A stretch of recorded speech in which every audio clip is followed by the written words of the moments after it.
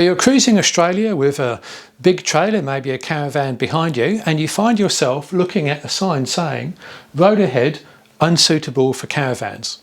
The question is, should you go ahead anyway, or should you turn around?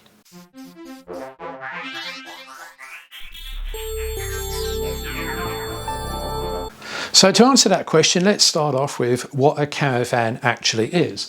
And that just literally means, according to the law, an enclosed trailer designed for people to live in. However, I think we need to look at the spirit of the law as opposed to the letter of the law, because I think what they're really getting at here is large, heavy trailers. And I think you can read these signs as saying any trailer which significantly restricts the tow car performance and manoeuvrability. And just roughly, I'd say that is something probably at least as wide, if not wider than the tow car, at least a third of the tow car's weight or more, and 4 metres or longer. So a 6x4 trailer empty, I don't really think that's what they're trying to get at here, but a large 4-ton caravan behind a Land Cruiser, yes, that is definitely what they're trying to get to.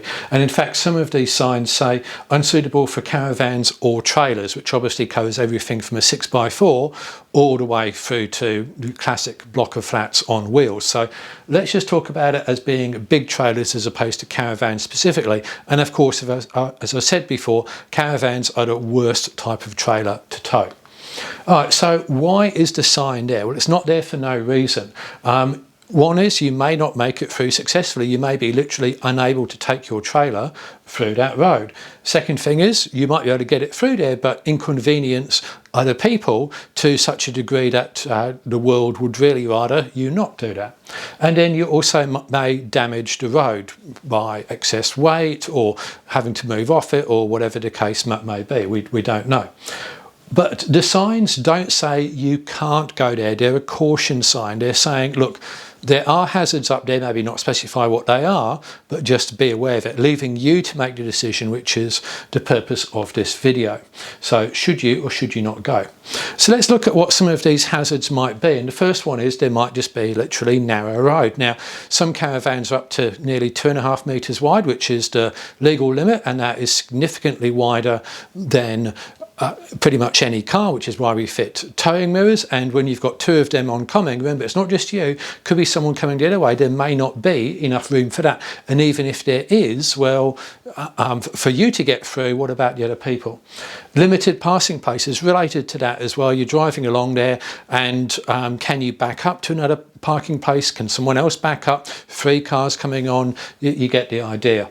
The road could be literally rough. It could just be too hard. I mean, if it's a 4-wheel drive towing an off-road caravan, yes, that's okay, but what if it's a road car towing a road caravan? Maybe it's not going to be able to deal with it. Could be a really steep road going either up or downhill, and that means that cars might be prone to overheat or run away with the brakes and so on. Now, again, depending on the rig you've got, maybe that is a problem or not a problem, but steep roads are definitely something to be avoided if you're towing heavy. And there could also be limited parking at the end. It could just be up to a tourist attraction or something and there's just not much parking there, not much room to manoeuvre a trailer, so they say don't take your caravan there. Could be restricted height. Caravans are relatively tall. Maybe that's an issue as well. Essentially, the sign is there for a reason. Now, the reason typically isn't all that obvious, but councils and the like don't go to the trouble of putting a sign up there just because they're feeling like restricting fun. So what should you do? Well, again, consider the spirit of the sign, not the letter. So if it says no trailers and you've got an empty 6x4, you're probably going to be okay.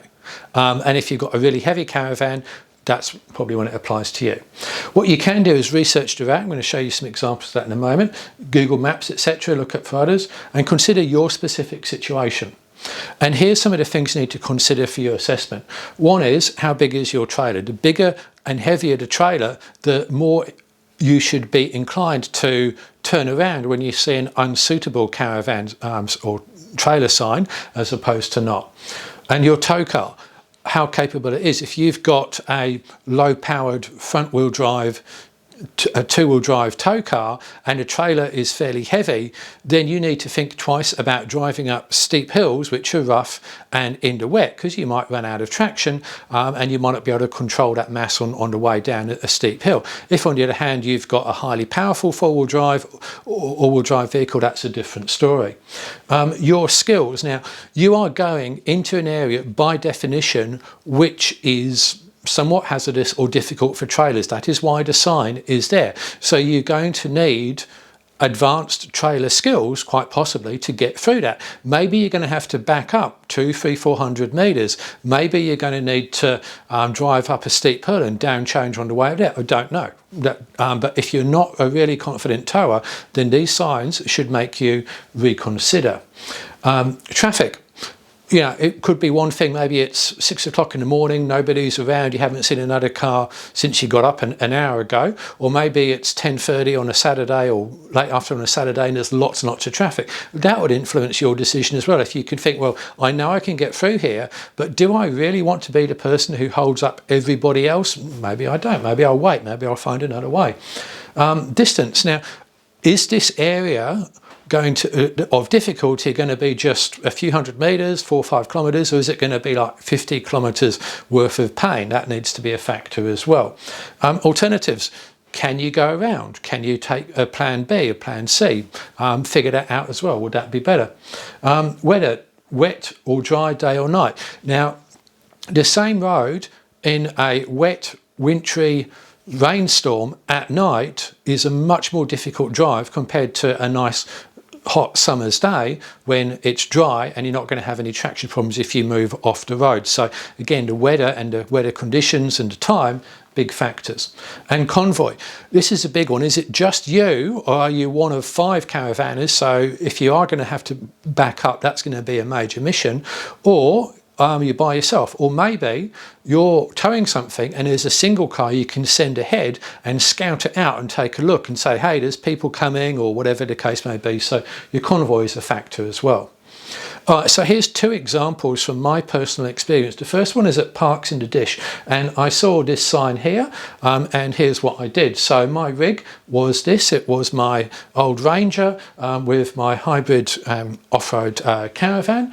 I'm an experienced trailer driver and an experienced off-roader. I had a heap of recovery gear, but I was by myself, literally, just in that car, and there was no one else in the car with me. So that was my situation. So my assessment, I knew the road wasn't going to be too narrow or tight, and I looked on Google Maps. I'll show you that in a moment, so that was fine.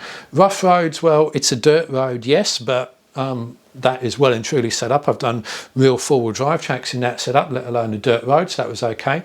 Steep gradients, as you can see, it's pretty flat out there, and I could see from Google Maps the duration of what this was likely to be, so it wasn't bothered about that.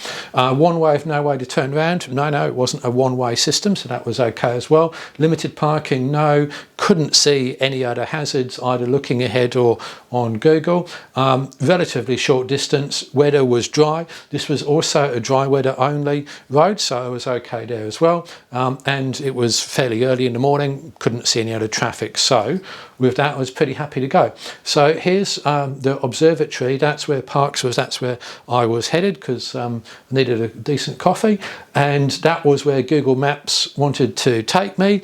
I didn't want to go that way because it involves backtracking, and I am allergic to backtracking, and I like just cutting through the country. So I thought, why can't I just go down here? And there's 3 points which I'm going to show you on Google Maps and Street View. Now, you can't always have Google Maps and Street View, but when you can, it's a useful way to take a look at it. So here's the first point, that corner, and you can see here it just looks like a standard hard-packed dirt road. Not an issue for me. I mean, I've driven these a billion times and I'm happy to go down much tougher terrain. But if you had a massive caravan and you're an inexperienced driver and there was a lot of traffic around and it was wet and raining, you might well think twice about doing this sort of stuff. So it's situational, right? Second point here, well, we're actually back on the bitumen. If I needed to, I could pull over to the side there. Again, it's hard packed. If it was really wet, as soon as your caravan wheels go across there, it might bog down and then that becomes an issue for you as well. And third point, again, back to the bitumen here. So That was my assessment. I did drive down that because of the assessment that I took and thought, yeah, I can do this, not damage the road, not inconvenience anyone, and I'll be on my way soon enough. Here's a second example, and this is what I was driving, a very different vehicle this time. So this was a Tesla X, one of the first electric vehicle tow tests in Australia, towing a T-van, a much lighter trailer, same width as the tow car, importantly, and much lighter than the previous trailer you saw, and also much shorter as well. And again, I didn't have any four-wheel drive recovery gear, wasn't that sort of test. I did have other cars with me, so that was our assessment. So is it going to be narrow or tight? Well, yes, that's what the sign kind of gives an impression of, and also in Google Maps. Rough, not really. Steep gradients, definitely yes. It literally says that in the sign, so we knew that was going to be an issue. However, the Tesla is really, really powerful, and that T-van was only about a tonne, so I didn't have any concerns about that.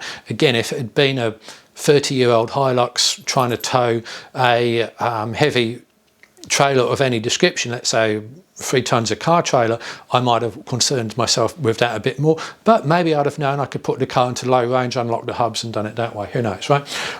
Is it one way, no turnaround? No. Limited parking? No.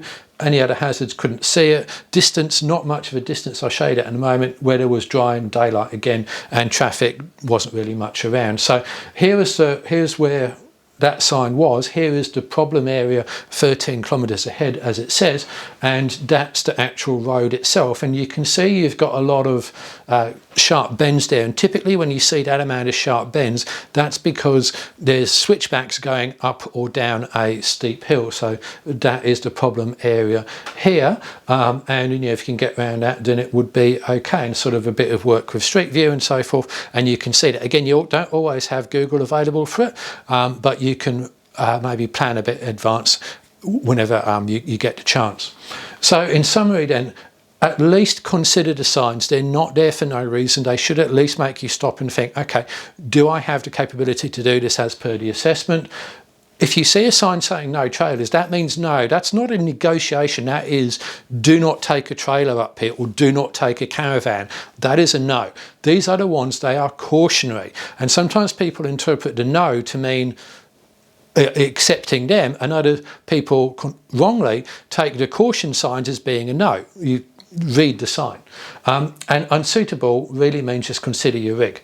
And remember, just because there is no sign doesn't mean to say that the road you're going to go barreling down is in fact suitable for a giant-sized caravan. So you always have to exercise a bit of discretion. Hope you found this video useful. Now, if you have experience in these situations, I'm keen to hear from you in the comments. What would you have done, and what have you done in similar situations?